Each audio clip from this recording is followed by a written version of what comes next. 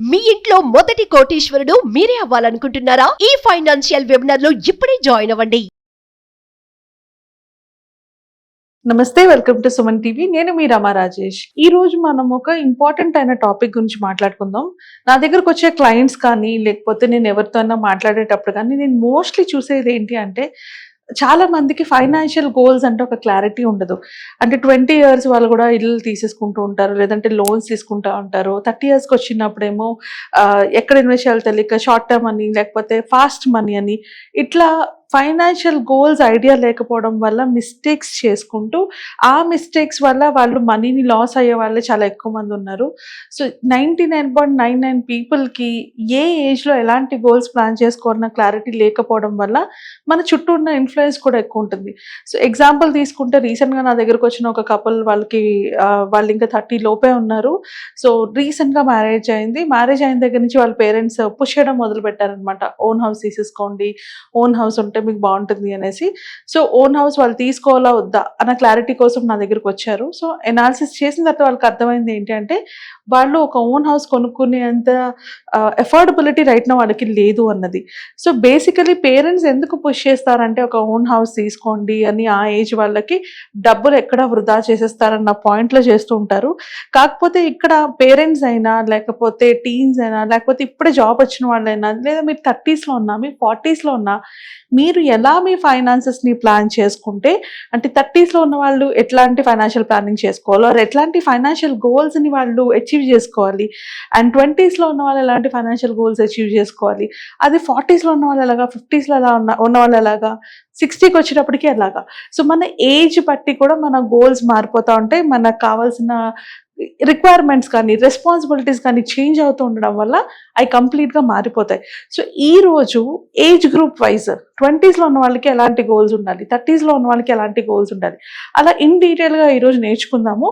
So ఎలాంటి age గ్రూప్కి ఎలాంటి ఫైనాన్షియల్ గోల్స్ కామన్గా ఉంటాయి అండ్ వాటిని రీచ్ అవ్వడానికి మీరు చేయాల్సిన మోస్ట్ ఇంపార్టెంట్ పాయింట్స్.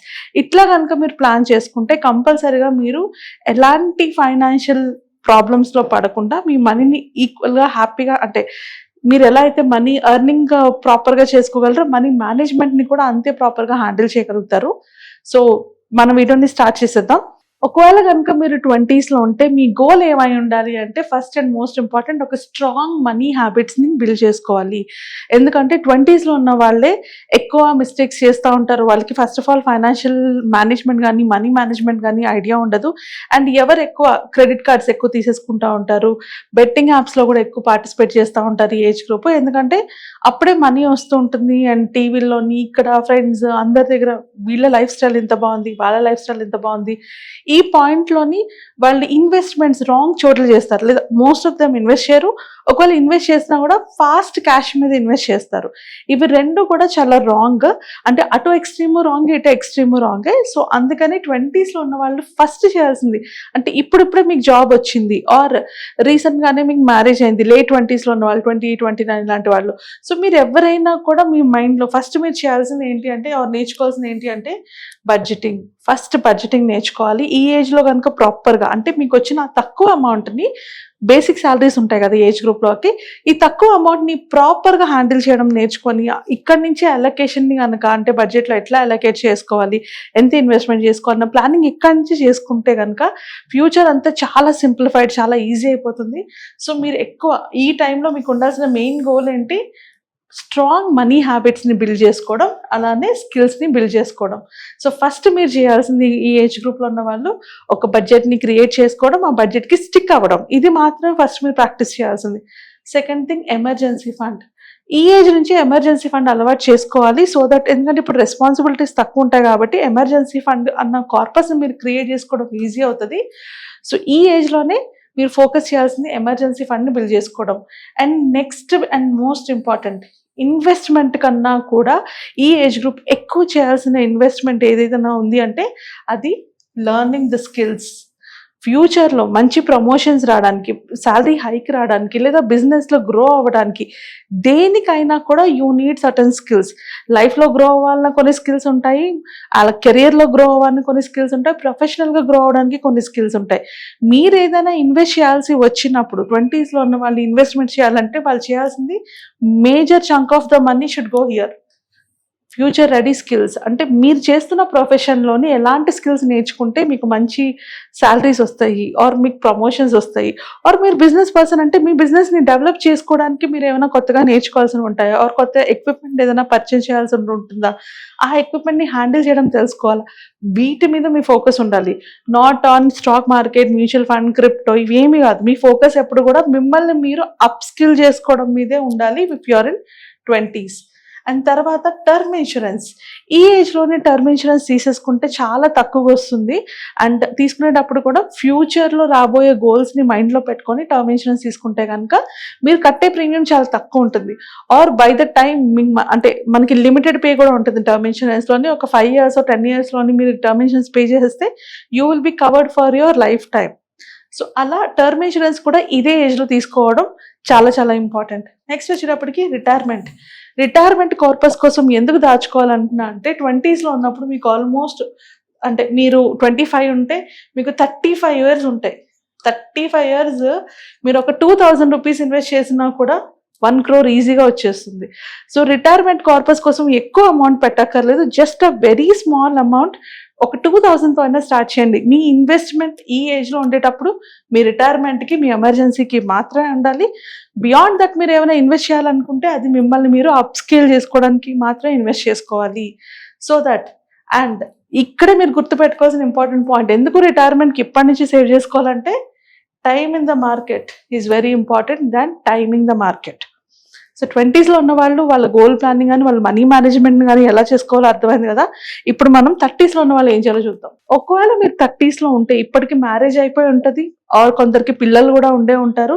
సో ఇప్పుడు మీ గోల్ ఏం కావాలంటే మీ ఫైనాన్షియల్ ఫౌండేషన్ని స్ట్రెంథెన్ చేసుకోవాలి. ఫైనాన్షియల్ ఫౌండేషన్ స్ట్రెంథెన్ చేసుకోవాలంటే ఏం చేయాలి, ఏమైనా ఎడ్యుకేషన్ లోన్స్ అంటే బై 30 వచ్చేటప్పటికి ఏమైనా ఎడ్యుకేషన్ లోన్స్ మీకు ఉంటే కనుక ఇప్పుడు క్లియర్ అయిపోవాలి. క్రెడిట్ కార్డ్ లోన్స్ ఏమైనా ఉంటే క్లియర్ అయిపోవాలి.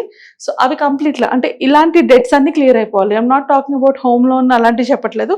ఏమైనా పర్సనల్గా తీసుకున్న లోన్స్ ఏమైనా ఉంటే అవన్నీ ఈ టైంకి క్లియర్ అయిపోతే ఫ్యూచర్ కోసం మీరు మాక్సిమం చంక్ ఆఫ్ ఇన్వెస్ట్మెంట్ ఇక్కడే చేసుకోగలుగుతారు. నెక్స్ట్ మీ ఫ్యూచర్ గోల్స్ ఏంటి, ఒకవేళ మ్యారేజ్ అయ్యి ఉంటే పిల్లలు ఇంకా లేకపోయి ఉంటే పిల్లలు వాళ్ళ ఎక్స్పెన్సెస్ని ఇప్పటి నుంచే ప్లాన్ చేసుకోవచ్చు. మ్యారేజ్ అయ్యి పిల్లలు ఉంటే కనుక పిల్లలు హయ్యర్ ఎడ్యుకేషన్కి వాళ్ళ మ్యారేజ్ కోసం కూడా ప్లాన్ చేసుకోవచ్చు. సో ఇక్కడ మీకు గోల్స్ మీద చాలా క్లారిటీ వచ్చేస్తుంది, నా గోల్ ఏంటి ఆర్ నా ఫ్యూచర్ కమింగ్ గోల్స్ ఏంటి అని.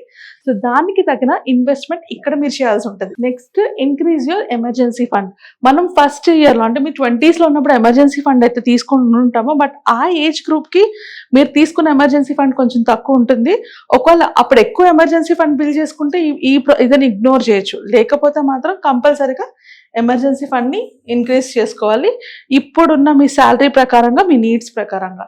నెక్స్ట్ వచ్చేటప్పటికి మీ గోల్స్ని 3 parts కింద డివైడ్ చేసుకోవాలి. షార్ట్ టర్మ్ ఏంటి, మిడ్ టర్మ్ ఏంటి, లాంగ్ టర్మ్ ఏంటి, దానికి తగినట్టుగా మీరు ప్లానింగ్ చేసుకోవాలి. లాంగ్ టర్మ్కి మీరు తక్కువ అమౌంట్ పెట్టినా పర్లేదు, షార్ట్ అండ్ మిడ్ టర్మ్కి మీరు కావాల్సినంత అమౌంట్ని సేవ్ చేసుకోవడం తెలుసుకోవాలి. So this is a phase. 30sలో ఉన్నప్పుడు మాత్రమే ప్రాపర్గా ఒక ఫైనాన్షియల్ అడ్వైజర్ దగ్గరికి వెళ్ళి కంప్లీట్లీ ఇన్వెస్ట్మెంట్ ప్లానింగ్ చేయించుకుంటే కనుక మాక్సిమం చంక్ అంటే పిల్లలు ఇంకా చిన్నవాళ్ళే అయి ఉంటారు అండ్ కొందరికి పిల్లలు కూడా లేకుండా ఉండుంటారు. దిస్ ఇస్ అ టైం మీరు మాక్సిమం సేవింగ్స్ చేయగలిగే ఆప్షన్ ఉంటుంది. కాబట్టి ఈ 30sలో ఉన్న వాళ్ళందరికీ కూడా ఫైనాన్షియల్ స్టెబిలిటీ, ఫైనాన్షియల్ ఫౌండేషన్ అనేది మనకి 30sలోనే వస్తుంది. అండ్ నెక్స్ట్ ఈస్ ఇదే టైము మీరు హెల్త్ ఇన్సూరెన్స్ తీసుకోవడానికి కూడా, బికాజ్ ఇప్పుడు కంప్లీట్లీ హెల్తీగా ఉంటారు. సో 30sలో ఉన్న వాళ్ళు నెక్స్ట్ చేయాల్సిన మోస్ట్ ఇంపార్టెంట్ పార్ట్ ఏంటంటే హెల్త్ ఇన్సూరెన్స్ తీసుకోవడం. సో 30s కన్నా మ్యారేజ్ అయిపోయి ఉంటుంది అండ్ పిల్లలు కూడా ఉండుంటారు. మీకు జాబ్ ఉన్నా జాబ్ లేకపోయినా, మీరు వర్క్ చేస్తున్నా చేయకపోయినా, కంపెనీ మీకు ఇన్సూరెన్స్ ఇచ్చినా ఇవ్వకపోయినా, పర్సనల్ హెల్త్ ఇన్సూరెన్స్ అన్నది చాలా ఇంపార్టెంట్. ఇప్పటి నుంచే తీసుకుంటే ఎలాంటి హెల్త్ కాంప్లికేషన్స్ ఉండవు కాబట్టి మీకు ఈజీగా హెల్త్ ఇన్సూరెన్స్ వచ్చేస్తుంది అండ్ దాని బెనిఫిట్స్ మీకు అవసరం అయ్యేటప్పటికి ఖచ్చితంగా యూజ్ అవుతుంది. సో ఇది 30sలో ఉన్న వాళ్ళు చేసుకోవాల్సిన planning. Now going to 40s. మీ 40sకి వచ్చేటప్పటికి మీ రెస్పాన్సిబిలిటీస్ పెరుగుతాయి. సో ప్రెజెంట్ ఉన్న రెస్పాన్సిబిలిటీని హ్యాండిల్ చేసుకుంటూ ఫ్యూచర్ కోసం లాంగ్ టర్మ్ కోసం ప్లానింగ్ ఎక్కువ చేసుకోవాలి 40స్కి వచ్చేటప్పటికి. So this is a time. మీరు 40స్లోకి వచ్చేటప్పటికి మీకు క్లారిటీ వచ్చేస్తుంది, ఎలాంటి ఇల్లు తీసుకోవాలి, చిన్నదా పెద్దదా, మీరు ఎఫర్ట్ చేయగలరా లేరా. మాక్సిమం మీరు అంటే మీ కెరియర్లో పీక్ ఉన్న టైం ఇది. సో ఈ టైంలోని ఒకవేళ ఎవరైనా హోమ్ తీసుకోవాలనుకుంటే this is a time you can take. Early 40స్లోని బై చేయొచ్చు హోమ్ని. అండ్ అలానే మీ ఇన్సూరెన్స్, మీరు ఎప్పుడైనా 20స్లో కానీ 30స్లో కానీ ఇన్సూరెన్స్ తీసుకుంటే ఆ ఇన్సూరెన్స్ అమౌంట్ ఇప్పుడు మీకు వస్తున్న శాలరీకి సరిపోతుందా లేదా, ఈ రివ్యూ కూడా మీరు మీ 40స్లోనే చేసుకోవాలి. And at the same time ఒకవేళ అది సరిపోకపోతే దానికి తగినైన టాప్అప్ కూడా మీరు చేసుకోవాలి. నెక్స్ట్ రిటైర్మెంట్ కాంట్రిబ్యూషన్స్ పెంచుకోవాలి. ఇక్కడ నుంచి మీ రిటైర్మెంట్ కోసం అమౌంట్ని పెంచుకోవాలి. మీ కంపెనీ నుంచి పిఎఫ్ కనుక కట్ అవుతుంటే పీపీఎఫ్ కానీ ఎన్పిఎస్ కానీ లేకపోతే మ్యూచువల్ ఫండ్స్ కానీ వీటిలో ఇన్వెస్ట్ చేసుకోవచ్చు. And diversification comes here. ఇప్పటికి మీకు పోర్ట్ఫోలియో బిల్డ్ అయి ఉంటుంది. సో 40స్కి వస్తున్న దగ్గర నుంచి ఆ డైవర్సిఫికేషన్ పెంచుకుంటూ ఉండాలి. అండ్ అలానే అసెట్స్ని కూడా మీరు ఇక్కడే క్రియేట్ చేసుకోగలరు so that me cash flow increase అవుతుంది. సో 40స్లో ఉన్న వాళ్ళ మెయిన్ టార్గెట్ ఏంటంటే అసెట్స్ని గ్రో చేసుకోవడం, డైవర్సిఫికేషన్ చేసుకోవడం. ఇది 40స్లో ఉన్న వాళ్ళకి మెయిన్ టార్గెట్. ఒకవేళ మీరు 50స్కి వచ్చేసి ఉంటే కనుక this is a time. Late 50s కల్లా మీ లోన్స్ ఏవైతే ఉంటాయో అన్ని లోన్స్ క్లియర్ అయిపోవాలి. So no loans after 55, 56. So maximum మీ 50స్కి వచ్చేటప్పుడు మీ ఫోకస్ అంతా కూడా లోన్స్ క్లియర్ చేసుకోవడం మీద ఉండాలి. అండ్ ఇన్వెస్ట్మెంట్స్ ఈ 50s కొంచెం లేట్ 50s అంటే 55కి అలా వచ్చిన దగ్గర నుంచి మీరు ఏవైతే ఇన్స్ట్రుమెంట్స్ ఈక్విటీలో కానీ స్టాక్స్లో కానీ మ్యూచువల్ ఫండ్స్లో కానీ పెట్టిన ఇన్వెస్ట్మెంట్స్ ఏవైతే ఉంటాయో వాటిని స్లోగా సేఫర్ ఇన్వెస్ట్మెంట్స్కి మూవ్ చేసుకోవాలి. సో దట్ మీ రిటైర్మెంట్ టైంకి పీస్ఫుల్గా రిటైర్ అవ్వచ్చు. లేదు అంటే మీరు ముందుగానే అంటే 60కి వచ్చేటప్పుడు విత్డ్రా చేసుకోవాలనుకుంటే మీ పోర్ట్ఫోలియో కనుక ఒకవేళ నెగిటివ్లో ఉన్న పోర్ట్ఫోలియోలో రిటర్న్స్ ఎక్కువ లేకపోయినా కూడా దాని ఇంపాక్ట్ మీకు కనిపిస్తుంది. కాబట్టి 50స్లోనే మీరు సేఫర్ ఇన్వెస్ట్మెంట్స్కి మూవ్ అవ్వడం చాలా ఇంపార్టెంట్. అండ్ అలానే రిటైర్మెంట్కి ఏం చేయాలి, ఒకేసారి మీకు రిటైర్మెంట్ వస్తుంది, ఇంతవరకు ఎవ్రీడే మార్నింగ్ నుంచి ఈవినింగ్ వరకు కష్టపడి ఉంటారు, వర్క్ చేసి ఉంటారు కదా. సో ఇలా ఫ్యూచర్లోని ఖాళీ టైంని ఎట్లా యూజ్ చేసుకోవాలన్న ప్లానింగ్ కూడా మనం 50స్లోనే చేసుకోవాలి. అండ్ ఎగ్జిట్ ప్లాన్ చాలా important. Especially high risk investments ఏ ఉన్నా కూడా 50s is the right time to exit అవ్వడానికి. ఇక్కడ కూడా మీరు బాగా అంటే ఒక ఫైనాన్షియల్ అడ్వైజర్ దగ్గర కానీ లేకపోతే ఎవరైనా కన్సల్టెంట్ దగ్గర కానీ కనెక్ట్ అయ్యి మీ యొక్క ఇన్వెస్ట్మెంట్స్ ఏవైతే ఉన్నాయో వాటిని ఎగ్జిట్ అవ్వడం ఎలాగా అన్నది క్లారిటీ తెచ్చుకుంటే కనుక 50స్లోని మీకు 60s మీరు రిటైర్ అయ్యేటప్పటికి మీరు కంప్లీట్లీ పీస్ఫుల్గా విత్ హ్యూజ్ అమౌంట్స్తో రిటైర్ అయ్యే ఛాన్స్ ఉంటుంది. నా 60స్కి వచ్చే వాళ్ళు ఏం చేయాలి?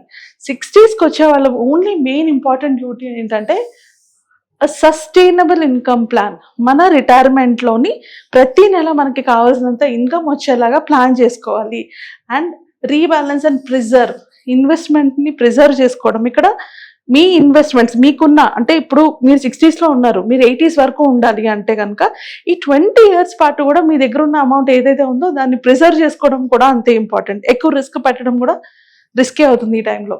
అండ్ మోస్ట్ ఇంపార్టెంట్, ఖచ్చితంగా ఎక్కువ హెల్త్ ఇన్సూరెన్స్ అండ్ ఇంకేమైనా క్రిటికల్ ఇల్నెస్ ఇలాంటివి టాప్అప్స్ ఏమైనా చేయించుకోవాలంటే కూడా బై 60కి వచ్చేటప్పటికల్లా మీకు ఇవన్నీ రెడీ అయి ఉండాలి. అండ్ ఇంకా ఇంపార్టెంట్ పార్ట్ ఏంటి అంటే చాలా మంది ఇగ్నోర్ చేసేది, if you are coming to your 60s this is a time మీరు ఒక బిల్ కానీ లేకపోతే మీ ఫ్యామిలీలో ఎవరికి ఏంటి అన్న పార్టిషన్స్ మీరు చేయడం. అంటే మీకు సిచ్యువేషన్ వచ్చి మీరు బెడ్ మీద పడుకున్నప్పుడు కాదు మీ ఫ్యామిలీ కోసం ఎవరికి ఏంటి ఇవ్వాలనేది రాయాల్సింది. మోస్ట్ ఇంపార్టెంట్ వాళ్ళకి ముందుగానే డివైడ్ చేయడం. Will and estate planning comes into picture. మీ వైఫ్కి ఎంత వెళ్ళాలి, మీ పిల్లలకి ఎంత వెళ్ళాలి అండ్ మీ మనవలకి ఎంత వెళ్ళాలి, ఇదంతా ముందే రాసి పెట్టుకోవాలి. సో అంటే సిచ్యువేషన్ ఎలా వస్తుందో మనకి తెలియదు, అట్లీస్ట్ బై 60 మనకి ఆ ప్లాన్ అయితే ఉండాలి కంపల్సరీగా. అలా ఉన్నప్పుడు మీ మనీని మీ తర్వాత మీ ఫ్యామిలీలో అందరినీ కొట్టుకోకుండా ఒకరికొకరు ఈజీగా పంచుకునేలా జరుగుతాయి. సో ఫ్యామిలీలు విడిపోతున్నాయంటే కారణం మనీ వల్లే. సో ఆ మనీకి ఎస్టేట్ ప్లానింగ్ కూడా చాలా చాలా ఇంపార్టెంట్. ఈ పర్టికులర్ కాన్సెప్ట్స్ నేను ఏవైతే చెప్పానో వీటిలో ఇంకా అడిషనల్గా ఏమైనా డౌట్స్ ఉన్నా ఇంకా ఎక్కువ క్లారిఫికేషన్ కావాలన్నా కూడా నేను కండక్ట్ చేయబోయే వెబినార్లో జాయిన్ అవ్వండి. దానికి కింద స్క్రోల్ అవుతున్న నెంబర్స్కి కాల్ చేసి కనెక్ట్ అవ్వండి. మళ్ళీ ఇంకో వీడియోలో కలుద్దాం. Thank you.